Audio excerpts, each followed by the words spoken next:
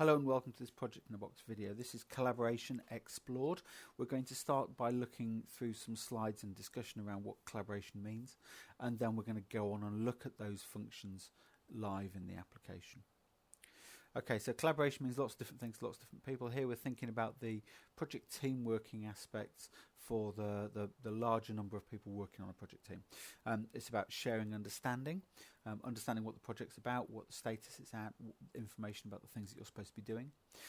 Open discussion, discussing those aspects of the project, coming to a mutual agreement about it and documenting that process. Task focus, getting on and doing those particular tasks, understanding who's doing what task, when it's supposed to start and finish, who else is working on it, what you're supposed to do, etc. And problem solving. Projects, things happen along the way, risks and issues occur, and how you're going to deal with those. So those are the aspects we're looking at here when we think about collaboration. So shared understanding is about giving everybody who's working on a project, contributing to a project, access to the information they need to understand what's supposed to be happening. We use what we call a method template, which is a laid out process, and it's graphical, so it's very easy for people to click on the things that they need to see and follow them. Different people can, if you need to, can be given different levels of access to this content, but broadly we see a process laid out, and as we click into the process we'll see the documentation that's appropriate for it. Generally we'll always see the latest available version of something. We can look back through the history of it if we want to, but normally we'll see the latest version, and we'll be given a preview of it so we can read it nice and easily, and then if we need to work on it and we have enough permissions to, we can drill in and make changes to it. The sort of previews might be all sorts of different files. You can in fact store any sort of file you want to here within the system. They can be images, Excels, Word and documents, PDFs, links to websites, all sorts of different things, spreadsheets, etc., that might be used typically to collect and manage project information and to share that understanding. Discussion is around, well, firstly, of course, you might have discussion around your files that we've just been looking at and shared understanding, but we also have a sort of more social media type discussions thread capability available, and project managers can set up a thread that they want people to talk about. For example, input to the PID or supplier questions need to be asked, or possible risks that might be coming up, and anybody who's got access to the project can come into here, read those threads and contribute to them in a very simple sort of way, just by filling in a form to add the next item onto the thread. You can receive email notifications around those, very much like you get for Facebook and things like that. And all of that content, the project documentation, and also all these discussions threads are subject to search. So all the content is indexed, so you can go away and find relevant materials to you and to topics that you're interested in. Task focus is about engaging people as easily as possible with the more sophisticated planning that often goes on in projects. Now, many collaboration tools are very simplistic around this. They just have task lists, to-do lists or something. Here we give that sort of impression to the end user, but it's built up from a more sophisticated planning model behind the scenes. So project managers will set up a plan for the project, or a planner will do it for them, but a plan is set up for the project. And then users, when they click in, will see their project tasks. They don't see the perhaps 200-300 tasks that might be in an overall project plan. They might see the 10 that they're supposed to be working on, and that's what we can see here. So it's showing me the tasks I'm due to work on. I can click into each one if I want to and see further information about it, who else is working on it, what the actual description is of what I'm supposed to be doing on that particular task. And this is about seeing that information. If I want to make changes to that information, I have to be given permissions to do that, and then do that in the source plan itself, so we can keep control over updates to this information. Problem solving is about risks and issues. We collect risks and issues in a very similar way to we do with plans. Again, users can come in and see straight away the risks and issues and responses to those that they have been allocated to work on. But actually behind the scenes there's a much bigger register which will have everybody's risks and issues in it, or all the risks and issues for the project allocated to different people, and you can edit those if you have permissions to, again, in the registers. So this is giving immediate, quick access to the information that's relevant to the user, so they can get on with doing their thing straight away and not be distracted too much by everything else that's going on in the project. Of course, if the project team want to give permissions to do those things, to work at that higher level, then people can. So the system goes way beyond simple collaboration type tools and means that organisations can mature into more sophisticated approaches. So we've got resource management, we've got the much more detailed planning, which can work across multiple projects and program and portfolio levels and interlinked project plans, etc. We've got reporting, which is a really popular aspect, bringing together all that sort of data, trend analysis against it, picking out key metrics, reporting at program and portfolio levels across multiple projects, etc. And multiple methodologies. So it's not just one hard-coded structure for a project. There are lots of different ones available off the shelf, and you can personalize those to match your own particular requirements. So that's it for the PowerPoint. We're going to go and have a look through some of these aspects now in practice. So we're going to be looking initially through the browser interface. Most of these videos we tend to look at the Windows application. There are two interfaces for Project in a Box. You can have a browser interface and you can have a Windows application interface. Both connect back to the same server using web services. So they can be run over the internet or they can be run over a local network. So this is the browser interface. It doesn't require any sort of install. Everybody gets it when they just browse to that location. They just need to know the page that they're connecting to. And when they log in, they will see the projects and portfolios they've got access to. Simple users who are just working on a couple of projects won't see all these portfolios up here, these different groupings of projects. They'll just see the list of projects that are relevant to them, and they will appear in the list at the bottom. So I can simply click on my project and it will open using the navigation diagram. So for team members, they just log in, click the project, and it opens the diagram. And this is then a really easy way to interact with the content. This can be anything you want it to be, laid out however you want it to be, with whatever words and configuration and color schemes, language, etc. that you want to have for your projects. This is a very simple sort of model. We've grouped things in together into some of the key areas, which we're going to have a look at as we go through. So this is about delivery. If I want to work on my delivery for the project, I might click on Project Concept, and it will show me all the documentation associated with Project Concept using this Explorer view. And we have a tree, so I can just work my way down through the material. There was obviously an idea that was happening in the project, a form for taking it through a demand process. And here I can click in and see that information that was collected during that process. I'm getting a preview of it automatically in the right-hand pane for the latest version of that file. And you can see the files are grouped into documents on particular topics. So this is all the supporting information for that idea.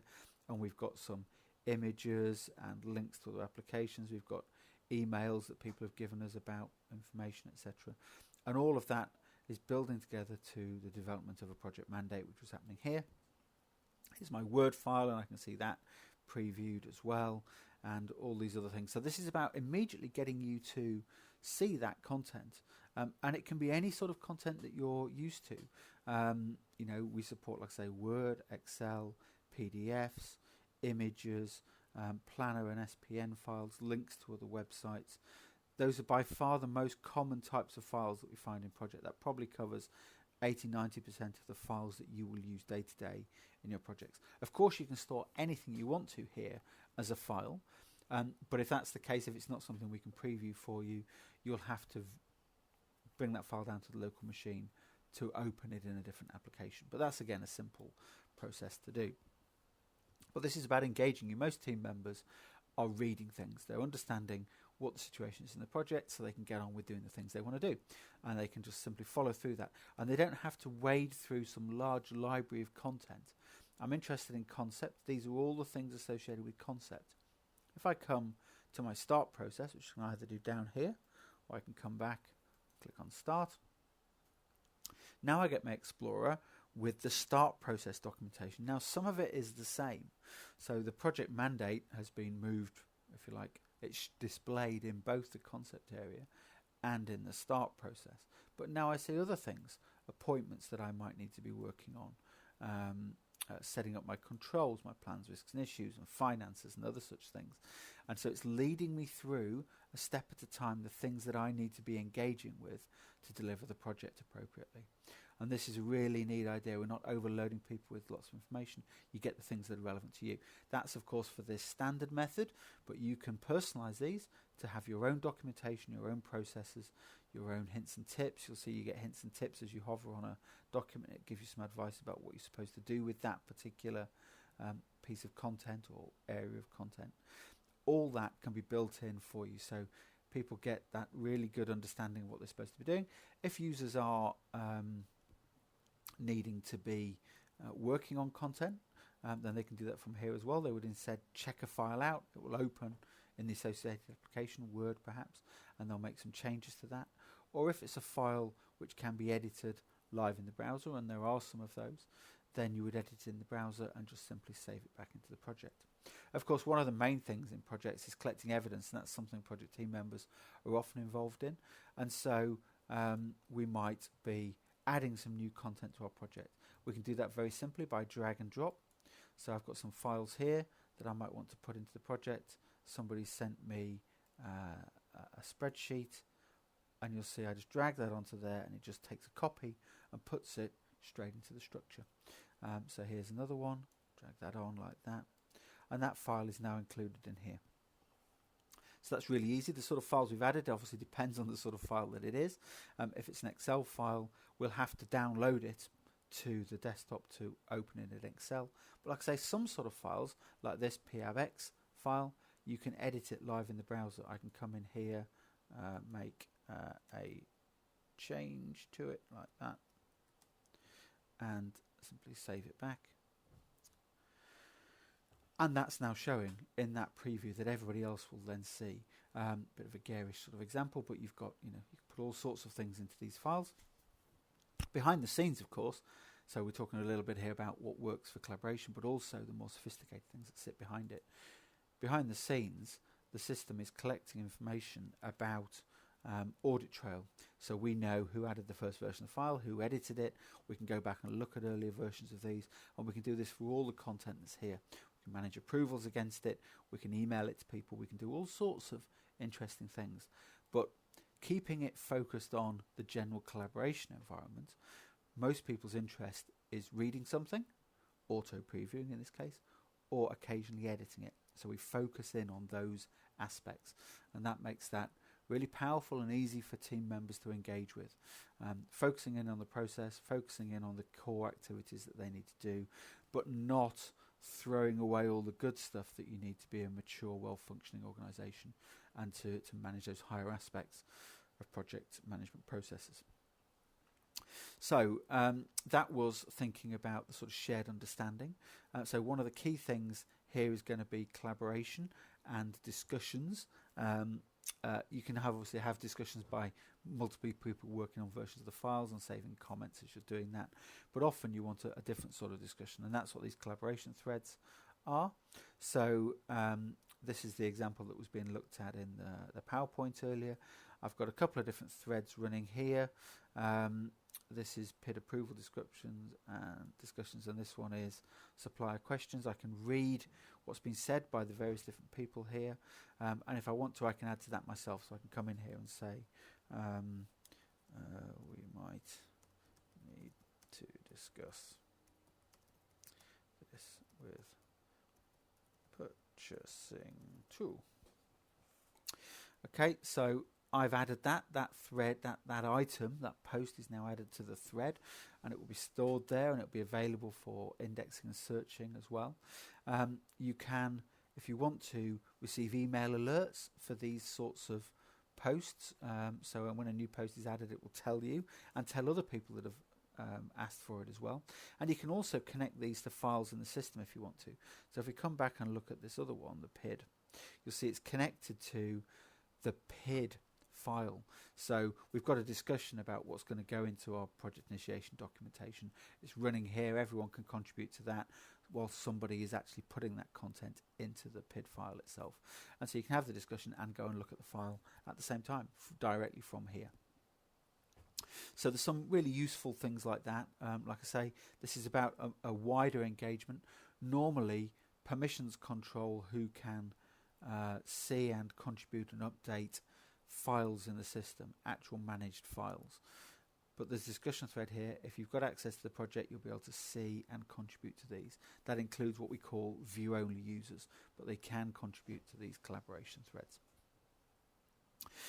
And as we finished off in the slides, we can search this content as well. So let's come through to the menu and find search. So here I can look for all references to supplier, or I could look for purchasing, like that. And we see we don't have any references to purchasing actually within our files, but we do within the collaboration threads. It's the item that I just added a second ago. And this is actually searching the content of the files and the collaboration threads. So that's really quite powerful. We have a much more advanced search as well, but the simple one is this, keyword searching. Or if we want to find particular file names, if I want to find all the XLSX files that we've got within the project, it's going to go away and find those for me. And if I want to, I can see the different versions of them as well. So these searches are really useful for getting to grips quickly with content areas within the project. Okay, so the next thing we're going to talk about was task focus. So we're going to come back to our main navigation diagram. We're going to come over here to what we call live review. The live review is looking at the database that we assemble of all the latest tasks, risks and issues in the system. We do that by extracting data from a project plan. So each project will have a plan. It might have more than one plan actually, but every time that plan file is updated, we read all the data out and put it in a central database. And that means it's available immediately for searching. So when I click on plan tasks, this is going to get me all the tasks that I'm allocated on in this project. So I can see other people might be working on some of them, Stuart and Liz and Katie and Neil, but I'm working on all of them. Otherwise they wouldn't appear on my list, and they're only for this project. So this is focusing me in on the things I'm working on this project. I can see, luckily, all of the rest of them are complete, apart from just this current one at the end here. This is the training task. So I can come down and I can view training, and I can see what I'm supposed to be doing. There might be quite a detailed explanation in there, and I can see what it might cost and what my allowance is and who else is working on it, etc. This gives me all the information. It should give me all the information. It might include links back to files in the system as well, and using those things, I can see everything I need to do to be able to go away and do my task. This is the task allocated to me in the plan. Now, as a team member, that's great. It just focuses me in on the stuff that I need to be doing. Actually, I can come up here and change the data range to all my tasks.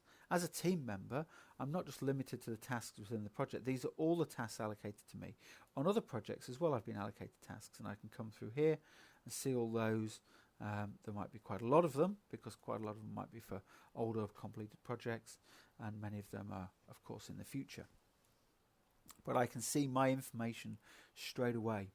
Now, higher level users will be able to go up and see project levels and portfolio and program levels of this information as well.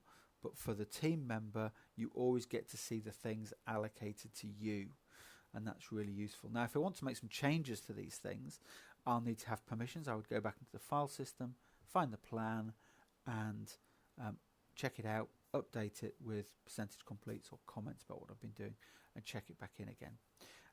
But often that's not the case. Project managers often own that document, and team members are just following. Then they email the project manager to tell them what they're doing, what they've done when they've finished it, etc. The same sort of thing applies to our risks and issues. So over here we've got risks and issues. I click on risks, I get my project risks. These are all the risks in the project that I'm allocated to. Here's the list of them at the bottom. I can see all the various bits of analysis for them as well. And again, just like we've done before, I can click in and see some further information. So on this one, risk ID 3 here, I can see not only am I involved in the risk itself, but also I'm responsible for one of the responses that needs to be done, so to address that risk. And the same sort of thing applies to issues as well. So it's about giving me access immediately to the key things I need to be dealing with. Which tasks am I working on? Which risks and issues am I supposed to be responding to? As well as my general understanding of the project and my my inputs to the conversations and discussions that are going on. Of course, like I say, that's a very low level access of collaboration, but many collaboration tools are focused on just doing those things. They don't do anything beyond that. Here, of course, we do go much further beyond that.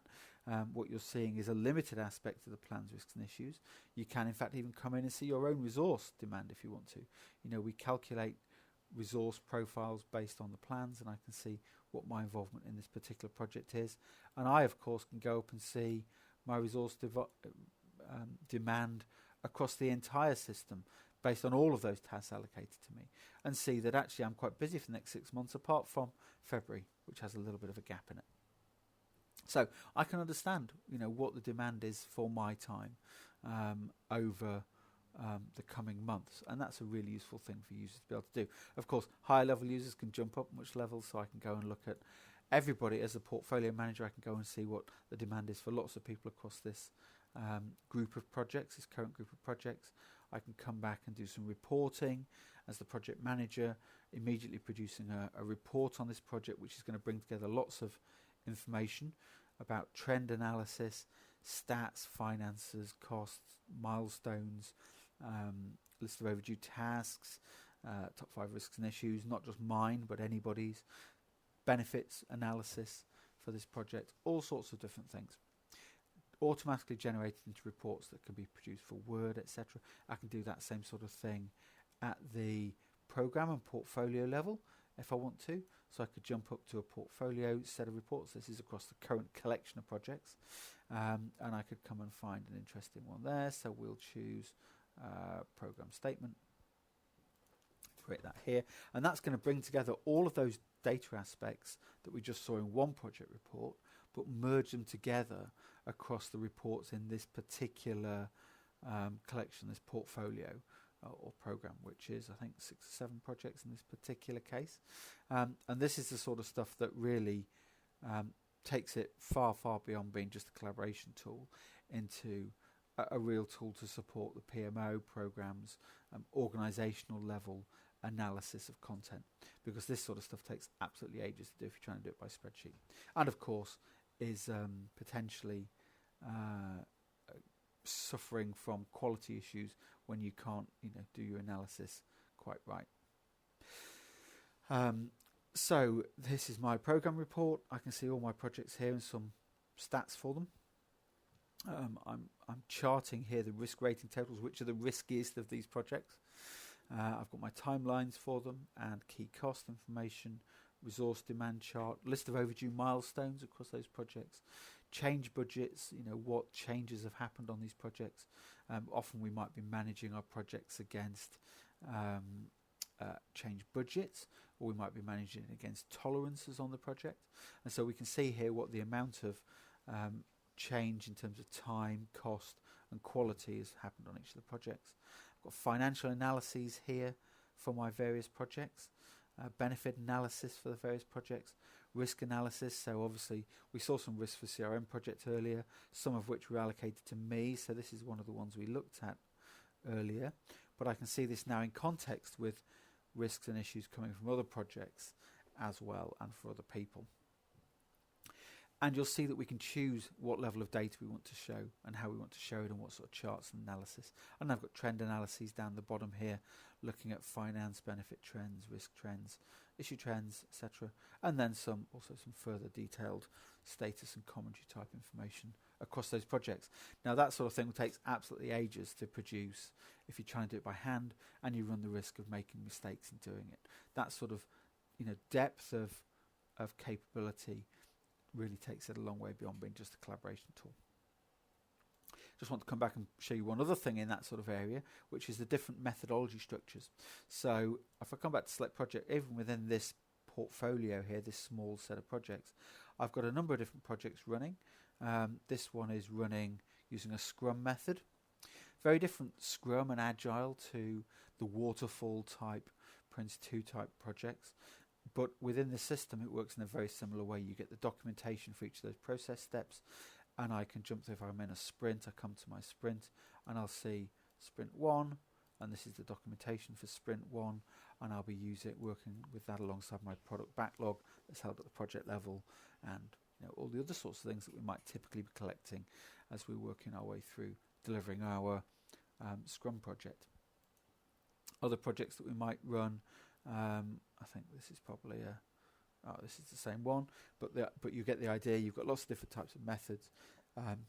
They're consistent when you create them the same. So this project will have the same documentation, the same starting position as the last project that we looked at. But of course, as we work our way through the project delivering it, it varies because we're adding extra things. We're building extra stage structures into it to deliver the project in multiple packages of work, etc. So this is really quite sophisticated, and for the project manager it can be very sophisticated, but for general team members you can make it really light and easy. Of course, we've looked at all this from the browser interface. There is a Windows application interface to go with it as well, but often this is the one that general team members will use because they can access it from anywhere.